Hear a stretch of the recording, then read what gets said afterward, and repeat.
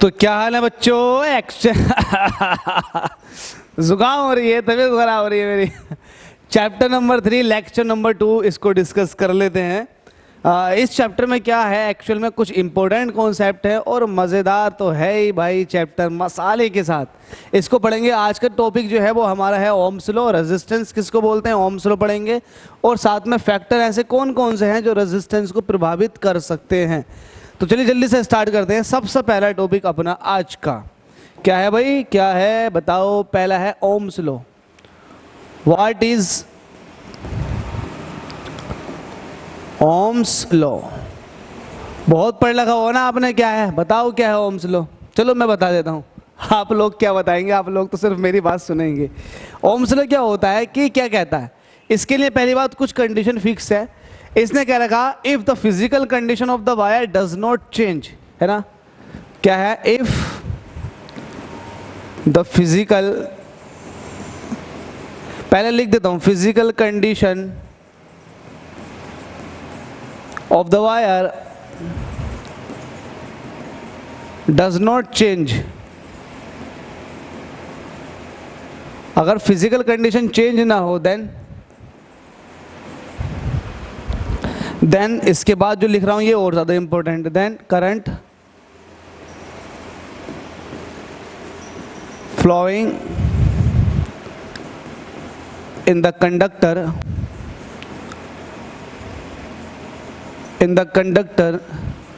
is directly proportional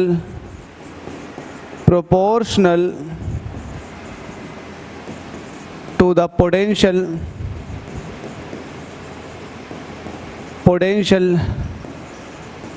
difference across the conductor।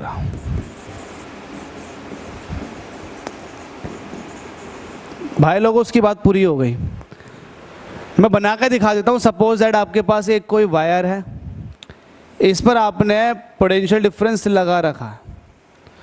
तो इसने क्या कह रखा था, इसकी कुछ फिजिकल कंडीशंस को समझ लो। ओम्स ने ये कह रखा था, अगर आपके पास ये वायर है तो इस वायर की फिजिकल कंडीशन चेंज ना होनी चाहिए। फिजिकल कंडीशन में क्या आता है, जैसे कि फिजिकल कंडीशन में आता है जैसे कि इसका टेम्परेचर, इसका वॉल्यूम, इसका मास, इसका डेंसिटी, ये इसकी सब फिजिकल कंडीशन जो दिख रहा है, जैसा दिख रहा है, ये है इसकी फिजिकल कंडीशन। तो इसकी फिजिकल कंडीशन चेंज ना होनी चाहिए। इसमें सबसे ज़्यादा जो वरीयता दी गई है वो दी गई है टेम्परेचर को, खास करके टेम्परेचर ना बदले। If the physical condition of the wire does not change, ये नहीं बदले, तब क्या होगा, इसके अंदर से जो करंट फ्लो करके जाएगी, इसके अंदर से जो करंट फ्लो करके जाएगी वो वोल्टेज के डायरेक्टली प्रोपोर्शनल है। इसका मतलब ये हुआ जितना ज़्यादा वोल्टेज लगाओगे उतनी ज़्यादा करंट फ्लो करके जाएगी। तो if the physical condition of the wire does not change, then the current flowing in the conductor is directly proportional to the potential difference across the conductor। across का मतलब ये है कि दोनों सिरों पर जो लगाया हुआ। तो आई होप आपको ये बात समझ में आ गई होगी। जितना ज़्यादा पोटेंशियल डिफरेंस लगाऊंगा उतनी ज़्यादा करंट फ्लो करके जाएगी। आपको कुछ बेसिक सी बात बता दूं, एक्चुअल में आपके पास एक बाल्टी है, एक ऊंची बाल्टी है जिसके अंदर पानी भरा हुआ है, और एक नीची बाल्टी है जिसके अंदर कम पानी भरा हुआ है। अब आप इसको जो है पाइप से कनेक्ट कर दो, तो ऐसा करने से होगा क्या? ऐसा करने से ये होगा, जो बड़ी वाली बाल्टी है जिसके अंदर ज़्यादा पानी है, वो वाटर लेवल हाई है, उसका पानी छोटी वाली बाल्टी में जाना शुरू कर देगा, और ये तब तक जाएगा जब तक दोनों का लेवल सेम ना हो जाए। तो यही होता है पोटेंशियल डिफरेंस का। इस बाल्टी का, बड़ी वाली बाल्टी का पोटेंशियल हाई था, छोटी वाली बाल्टी का पोटेंशियल लो था। अब जो पानी फ्लो करके गया है ना, एक्चुअल में पोटेंशियल डिफरेंस की वजह से करके गया। अगर पोटेंशियल डिफरेंस सेम होता तो पानी फ्लो करके नहीं जाता। वैसे ही करंट में होता है, अगर दोनों टर्मिनलों के बीच में पोटेंशियल डिफरेंस है तब तो करंट फ्लो करके जाएगी, और पोटेंशियल डिफरेंस नहीं है, दोनों का सेम वोल्टेज है, तो करंट फ्लो करके नहीं जाएगी। तो वोल्टेज का डिफरेंस होना बहुत जरूरी है, जिसको बोलते हैं पोटेंशियल डिफरेंस। हमारे पास जो सेल होते हैं उसमें नेगेटिव वाला टर्मिनल 0 वोल्ट पर होता है, जबकि पॉजिटिव वाला टर्मिनल जो होता है वो ई, जो भी दे रखा होगा 5 वोल्ट 10 वोल्ट, उसका वोल्टेज वो होता है। तो इससे ये पता लग गया कि पोटेंशियल डिफरेंस आपके पास अगर 9 वोल्ट की बैटरी है तो भाई 9 जो है वो पॉजिटिव वाली का हो गया और निगेटिव वाली का हो गया 0। इस बात को आप समझ के चले, तो पोटेंशियल डिफरेंस 9 वोल्ट हो गया। अगर दोनों ही टर्मिनल को नो वोल्टेज ले लूंगा तो नेट पोटेंशियल डिफरेंस जो हो जाएगा, जिसको हम पोटेंशियल डिफरेंस कहेंगे, वो जीरो हो जाएगा। उस कंडीशन में कोई करंट फ्लो करके नहीं जाएगा। तो करंट फ्लो के लिए ये जरूरी है कि पोटेंशियल डिफरेंस हो। अगर पोटेंशियल डिफरेंस नहीं होगा तो भाई करंट फ्लो करके नहीं जाएगा।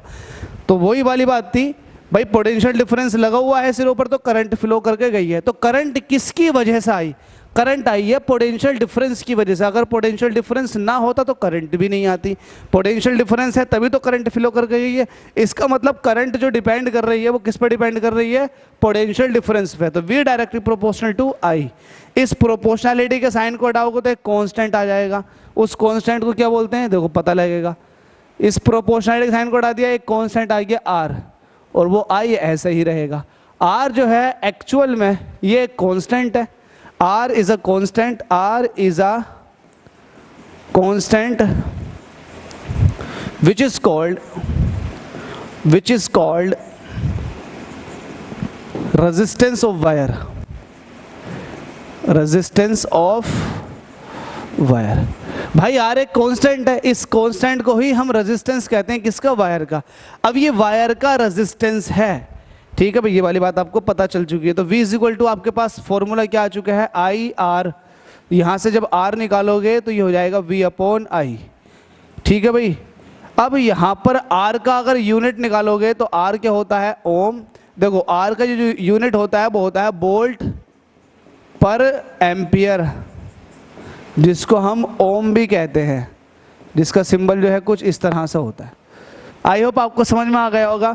तो अब मैं यहाँ पर रेजिस्टेंस की डेफिनेशन दे देता हूँ। रेजिस्टेंस क्या होता है? तो भी आ गया, तो इसके बारे में भी। रेजिस्टेंस किसको बोलते हैं? मैं ये कह रहा हूँ कि करंट फ्लो करके जा रही है और उस करंट फ्लो के मार्ग में, रास्ते में बहुत सारी रुकावटें हैं, तो वो रुकावट रेजिस्टेंस कहलाएंगी। सपोज दैट कि आप किसी सड़क पर जा रहे हो, किसी रास्ते पर जा रहे हो, तो रास्ते के अंदर जितने गड्ढे पड्डे होते हैं वो उस रास्ते का रेजिस्टेंस है। अगर एक रास्ता बिल्कुल स्मूथ है, बिल्कुल चिकना है, और एक रास्ते में बहुत गड्ढे पानी पानी भरा हुआ है, तो जिसमें गड्ढे और पानी पानी भरा हुआ है इसका रेजिस्टेंस ज़्यादा, क्योंकि आपको चलने में दिक्कत आएगी इस पे, और जो स्मूथ है उस पर चलने में दिक्कत नहीं आएगी। तो रेजिस्टेंस एक्चुअल में इलेक्ट्रिक करंट के लिए अगर रेजिस्टेंस की बात करोगे तो वो सभी रेजिस्टेंस है जो करंट के फ्लो में बाधा डालते हैं, है ना। ठीक है भाई, ये वाली बात आप तो इसको लिख देते हैं। रेजिस्टेंस किसको बोलते हैं? Any opposition in flow of electric current. Electric current के फ्लो में कोई सा भी अपोजिशन ले लो, वो अपोजिशन कहलाएगा रेजिस्टेंस, ठीक है। Which is known as V is equal to I R.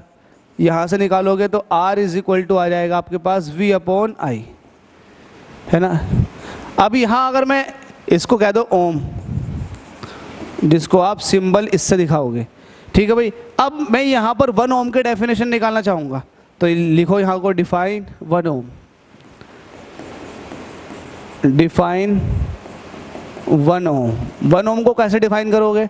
आपको पता है R इज इक्वल टू क्या होता है? V अपॉन I, ठीक है भाई। R जो होता है वो होता है V अपॉन I। अभी मैं ओम्स लॉ में थोड़ी सी बात और करूंगा, अभी अपडेट करूंगा उसमें भी। R is equal to V upon I। If यहां कह देता हूं, इफ I जो है वो है 1 एम्पियर एंड V जो है वो है 1 वोल्ट, देन R जो होगा वो कितने ओम के बराबर होगा? 1 ओम के। इसको डिफाइन कर दो। कैसे डिफाइन करोगे? If 1 ampere current flows through the conductor, if 1 ampere current flows through the conductor after applying, लगाने पर, after applying 1 volt, and after applying 1 volt, then the resistance of the conductor will become 1 ohm। अगर मैंने अगर मैंने, बात समझो, अगर मैंने एक कंडक्टर के सिरों पर 1 वोल्ट लगा दिया और 1 वोल्ट लगाने से उसके अंदर 1 एम्पीयर करंट फ्लो कर गई, तब उस कंडक्टर का रेजिस्टेंस जो कहलाता है वो कहलाता है 1 ओम। और रेजिस्टेंस जो है एक्चुअल में डिपेंडेंसी है, इसकी रेजिस्टेंस की अपनी डिपेंडेंसी है। लेकिन बात चलते हैं अभी ओम्स लॉ पर, वो ख़त्म नहीं हुआ हमारा। ओम्स लॉ में आप समझ गए, ये हमारा ओम्स लॉ था, इसका ग्राफ देख लेते हैं, है ना। ओम्स लॉ का क्या देख लेते हैं, ग्राफ, क्योंकि कुछ चीज़ें ऐसी होती हैं जो इम्पोर्टेंट हैं। आपको पता है इन Ohm's law,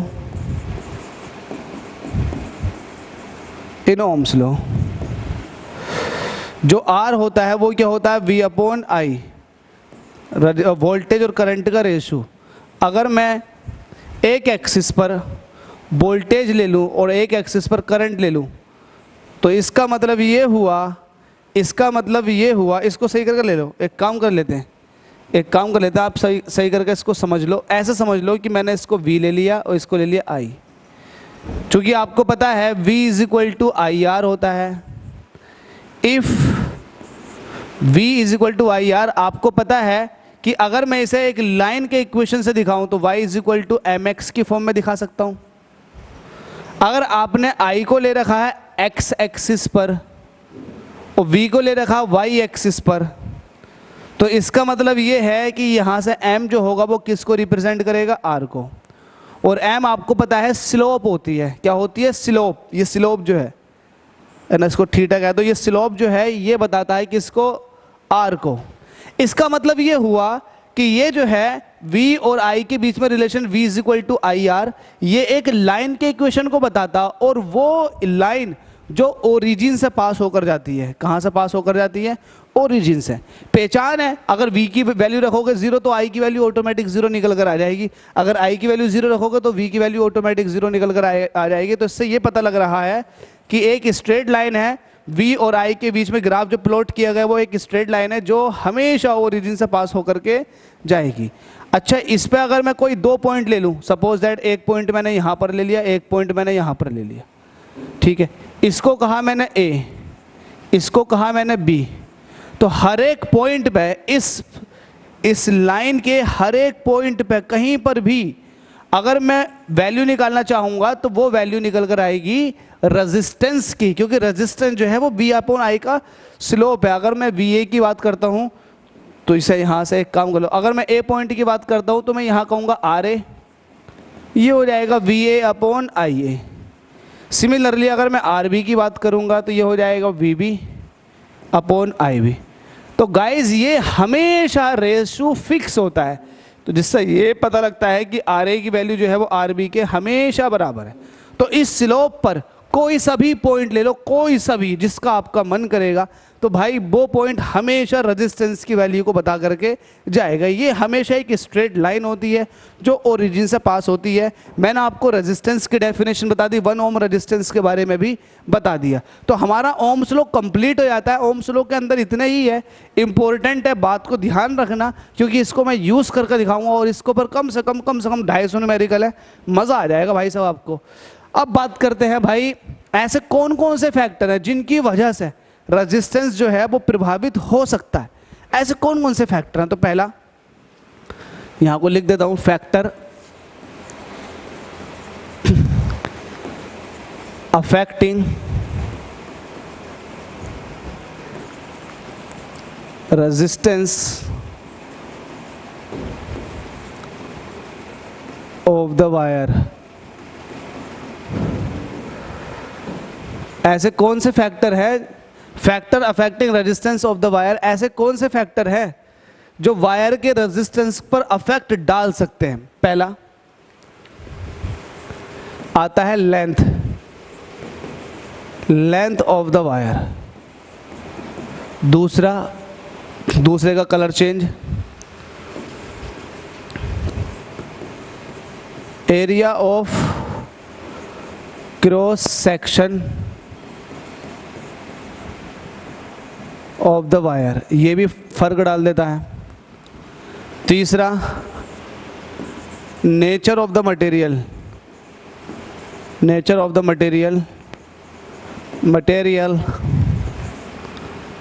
of the wire, अगर आपने दो अलग अलग मटेरियल के वायर ले रखे हैं, सेम लेंथ सेम डायमीटर के, तो भाई उन दोनों का रेजिस्टेंस अलग अलग होगा। कॉपर की बात करूँ, नाइक्रोम की बात करूँ, तो नाइक्रोम का ज़्यादा होगा, कॉपर का कम होगा। तो जरा इनके बारे में बात कर लेते हैं। पहले उठा लेते हैं, पहला क्या है आपके सामने, पहला है, तो इनको पिक कर लेते हैं। सबसे पहले लेंथ ऑफ द वायर, इसके बारे में देख लेते हैं। लेंथ ऑफ द वायर, तो रेजिस्टेंस जो है वो लेंथ पर कैसे डिपेंड करता है, बिल्कुल देशी भाषा में समझाऊंगा आपको भाई, विदेशी भाषा का कोई मतलब नहीं बनता, देशी भाषा।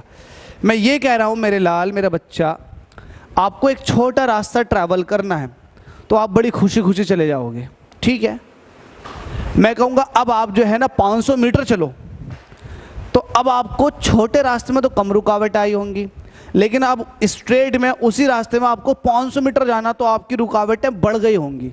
हो सकता है आपकी बॉडी का इंटरनल आपका स्टेमिना ही गवाही नहीं दे रहा कि आप चल ले, तो वो भी एक तरह का रेजिस्टेंस है, क्योंकि आपको चलने से रोक रहा है। दूसरी बात ये, जिस रास्ते पर आप चल रहे हो सकता है उसमें और ज़्यादा दिक्कतें पड़ जाए, हो सकता है उसमें और ज़्यादा गड्ढे हों, और ज़्यादा प्रॉब्लम आ सकती है, ठीक है। आपने किसी तरीके से 500 मीटर की डिस्टेंस ट्रैवल कर ली।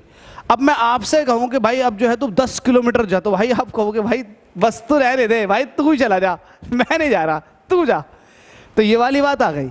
तो एक्चुअल में क्या होता है, जैसे जैसे वायर की लेंथ बढ़ती जाती है ना, तो इलेक्ट्रॉनों के फ्लो में भी दिक्कतें आनी शुरू हो जाती हैं।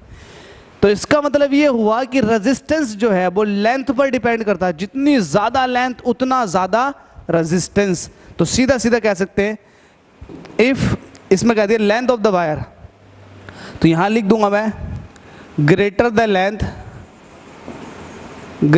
Length of the wire, greater the length of the wire,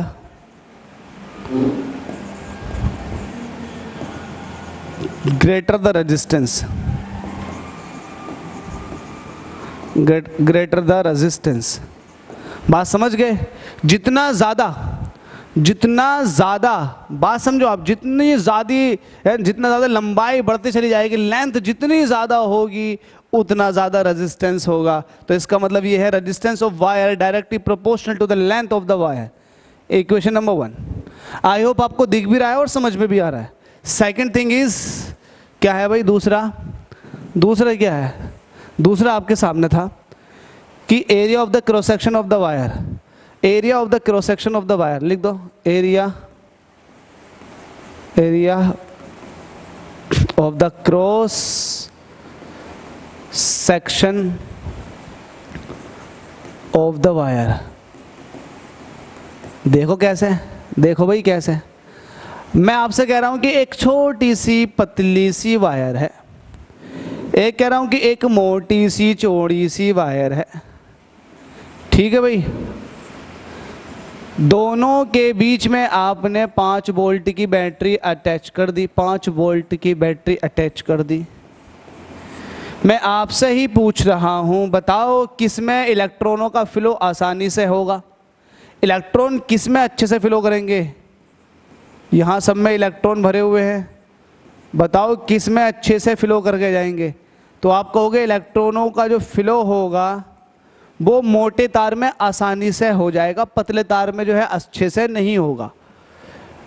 आप कहोगे कि यार आप सर आपकी ये वाली बात समझ में नहीं आई, आपकी वाली बात सर के ऊपर से निकल गई, तो फिर मैं आपको देसी तरीके से समझाऊं, क्योंकि हम तो देसी लोग हैं।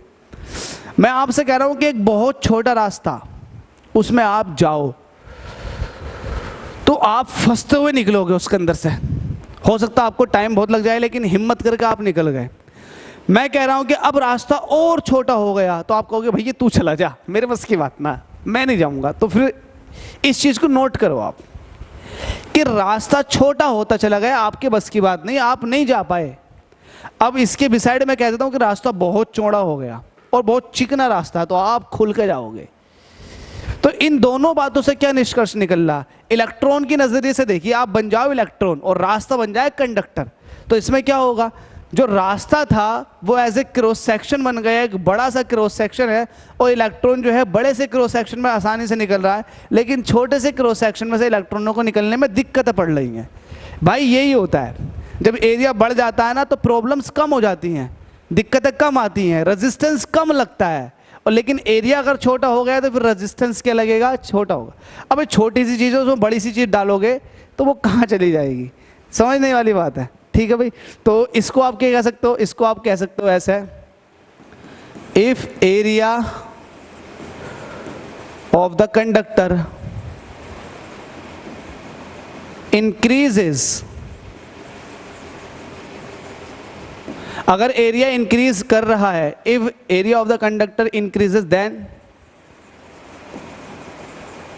Resistance will decreases. बात को समझो, तो रेजिस्टेंस क्या हो गया, एरिया के इनवर्सली प्रोपोर्शनल। थर्ड क्या था आपके पास, थर्ड ये था क्या, मटेरियल ऑफ द कंडक्टर। इसमें क्या होगा भाई, मटेरियल ऑफ द कंडक्टर में, मटेरियल ऑफ द कंडक्टर में ये होगा कि अलग अलग मटेरियल के कंडक्टर उठा लाओ, उनका रेजिस्टेंस भी क्या होगा, अलग अलग होगा। तो different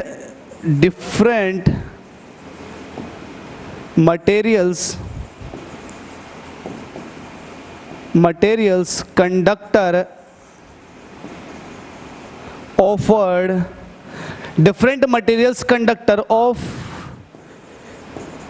equal length and cross section। अरे क्रॉस सेक्शन का मतलब समझ रहे हो, मैं बता देता हूँ क्रॉस सेक्शन का मतलब क्या। अगर आपके पास एक सिलिंड्रिकल रोड है, जब उसको काटोगे तो उसका सामने से इस तरह का दिखाई देगा ना, तो ये क्रॉस सेक्शन होता है। Different material conductors of equal length and cross section have different resistance।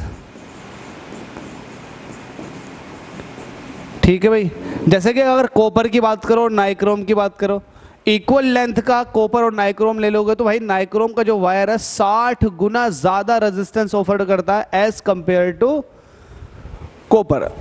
ठीक है, तो इन दोनों बातों को मिला के लिख दो, इसको कह दो इक्वेशन सेकंड, इसको बोल दो इक्वेशन नंबर 1 बोल रखा, यहां बोल दो फ्रॉम इक्वेशन 1 and 2 क्या, आर जो है वो प्रोपोर्शनल है एल अपॉन ए के। ठीक है भाई, इस प्रोपोर्शनलिटी के साइन को हटाएंगे तो इक्वल लगेगा, एक आ जाएगा रो, ये एल अपॉन ए ऐसे रहेगा। हेयर ये फॉर्मूला बन गया, R is equal to rho L upon A, याद रखना बहुत काम का formula. Here rho is a resistance, rho is a resistance which is known as resistivity।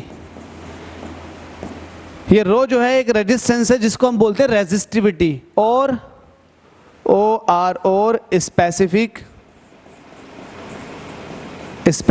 Resistance. भाई R is equal to rho L upon A आ चुका है, तो यहां पर रो जो है ये रो जो है एक्चुअल में ये एक मतलब ये एक कांस्टेंट है जिसको हम रेजिस्टिविटी या फिर स्पेसिफिक रेजिस्टेंस के नाम से जानते हैं। ये बेसिक सी बात आपको समझ में आ गई होगी। अब अगर आर की बात करूं तो आर जो है टेम्परेचर बढ़ाने से बदल जाता है, टेम्परेचर घटाने से घट जाता है, क्योंकि टेम्परेचर पर डिपेंडेंसी रो की भी है। अगर टेम्परेचर बढ़ाओगे तो रो भी बढ़ जाएगा, टेम्परेचर घटाओगे तो रो भी घट जाएगा। ये वाली बात आपने याद रख ली। दूसरा एक बात और बता देता हूं, जो रो है जिसको स्पेसिफिक रेजिस्टेंस करें, ये लेंथ पे डिपेंड नहीं करेगा, साइज पे डिपेंड नहीं करेगा, और ये मटेरियल के, जैसे कि आप कहें कि कॉपर का अलग होता है, चांदी का अलग होता है, तो हर तरह का मटेरियल का ये अलग अलग होता है। लेकिन अगर आपके पास एक ही तरह का मटेरियल है, उसे आपने तोड़ मरोड़ की है, तो भाई उसका तोड़ मरोड़ कर दो, रो नहीं बदलेगा। रो अलग अलग मटेरियल का अलग अलग होता है। फिलहाल इस वीडियो में इतना ही था। मैं आपको यहाँ पर अगर स्पेसिफिक रेजिस्टेंस कहोगे सर रो की डेफिनेशन बता दो, तो मैं रो को भी थोड़ा और एक्सप्लेन कर दूंगा। क्या है स्पेसिफिक रेजिस्टेंस, चलो निकाल लेते हैं। पहले इतनी फाइल सेव कर लेता हूँ, क्योंकि भाई कभी भी यहाँ शटडाउन लग जाता है। एक्सपोर्ट कर देता हूँ इसको मैं, और इसको मैं कर देता हूँ भाई वर्ड फाइल में ही कर देता हूँ, इसको HHH नाम दे देता हूँ। ठीक है भाई, और ये इम्तियाज़ सर के 12th वाले लेक्चर में 12th वाला लेक्चर कार्ड ये है, यहाँ इसको एक्सपोर्ट। अब कोई दिक्कत नहीं है भाई, क्योंकि आपको कम से कम एटलीस्ट PDF मिल तो जाएगी। तो ये हो चुकी है एक्सपोर्ट। आगे पढ़ लेते हैं। आगे क्या है इस स्पेसिफिक रेजिस्टेंस के बारे में। स्पेसिफिक रेजिस्टेंस, स्पेसिफिक रेजिस्टेंस ये होता क्या है? स्पेसिफिक क्यों कहा गया है इसको? ये स्पेसिफिक इसलिए कहा गया है क्योंकि एक विशेष तरह का रेजिस्टेंस है जो ना तो लेंथ बढ़ाने पे बढ़ेगा, ना लेंथ घटाने पे घटेगा, और ना ही ये जो है एरिया बदलने से बदलेगा। तो मटेरियल का शेप क्या है, लेंथ क्या है, मतलब शेप साइज पे डिपेंड नहीं करता, हाँ टेम्परेचर पे डिपेंड करता। अगर टेम्परेचर बढ़ा दोगे तो भाई ये बढ़ जाएगा, टेम्परेचर घटा दोगे तो ये घट जाएगा। हाँ ये वाली बात और बता देता हूँ कि जो रेजिस्टेंस भी होता है ना, रेजिस्टेंस भी टेम्परेचर पे डिपेंड करता है। अगर टेम्परेचर बदलोगे तो रेजिस्टेंस भी बढ़ता चला जाएगा। अगर आप टेम्परेचर बढ़ाते चले जाओगे, बढ़ाते चले जाओगे, बढ़ाते चले जाओगे तो रेजिस्टेंस भी बढ़ता चला जाएगा, बढ़ता चला जाएगा। और घटाते चले जाओगे, घटाते चले जाओगे तो रेजिस्टेंस भी घटता चला जाएगा, घटता चला जाएगा। एक टेम्परेचर ऐसा आएगा जहाँ पर रेजिस्टेंस कंडक्टर का 0 हो जाएगा। उस कंडीशन में उस कंडक्टर को बोलते हैं सुपर कंडक्टर। हाँ नई चीज बता दी भाई, स्पेसिफिक रेजिस्टेंस जिसको आप रो से जानते हो, ठीक है। ये क्या होता है? By the definition rho is equal to होता है RA/L, ठीक है। रो इज इक्वल टू क्या होता है? RA/L। यहां पर कुछ कह दो, if L is equal to 1 metre and A is equal to ले लो 1 मीटर स्क्वायर, तो यहां क्या हो जाएगा? देन रो जो हो जाएगा वो हो जाएगा R के बराबर। जिसका मतलब क्या हुआ? मतलब ये हुआ specific resistance is just equal to the resistance of the wire having cross-sectional of 1 metre square. देखो 1 मीटर स्क्वायर लिया ना आपने एरिया, एंड लेंथ 1 मीटर। अगर आपने 1 मीटर लंबी और 1 मीटर स्क्वायर क्षेत्रफल की एरिया की, क्रॉस सेक्शनल एरिया की आपने कोई रोड ले रखी है, तब उसका जो स्पेसिफिक रेजिस्टेंस होगा रेजिस्टेंस के बराबर होगा, ठीक है। रेजिस्टेंस R है, स्पेसिफिक रेजिस्टेंस R हो, ठीक है। यहां पर यूनिट निकाल देते हैं, यूनिट ऑफ स्पेसिफिक रेजिस्टेंस। इससे पहले क्या है? इससे पहले कुछ खास बात लिख लो, इट डज नॉट डिपेंड, है ना, ये वाली बात लिख लो। Rho does not change with size and shape. अगर साइज और शेप को बदलोगे तो भाई ये नहीं बदलेगा, but change when temperature of the conductor changes।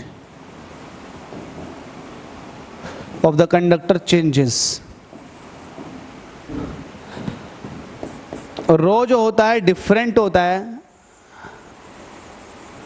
Row different for different material.